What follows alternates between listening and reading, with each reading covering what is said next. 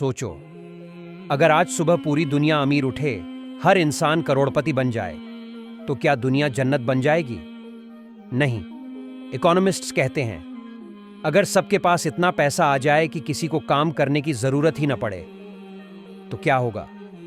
फैक्ट्रियां रुक जाएंगी, कोई मशीन ठीक नहीं करेगा क्योंकि हर कोई नौकरी छोड़ देगा। ट्रक रुक जाएंगे क्योंकि रिच ड्राइवर्स डिलीवरी क्यों करेंगे? पावर ग्रिड्स फेल हो जाएंगी क्योंकि टेक्नीशियंस भी अमीर होकर घर बैठ जाएंगे। शाम तक बाजार खाली, ब्रेड तक नहीं मिलेगी क्योंकि बनाने वाला भी अमीर हो चुका है। और सबसे बड़ा झटका, महंगाई आसमान पर, क्योंकि जब सब खरीदेंगे तो चीजें बचेंगी ही नहीं। एक दिन में दुनिया कोलैप्स। कुरान में अल्लाह ताला फरमाते हैं,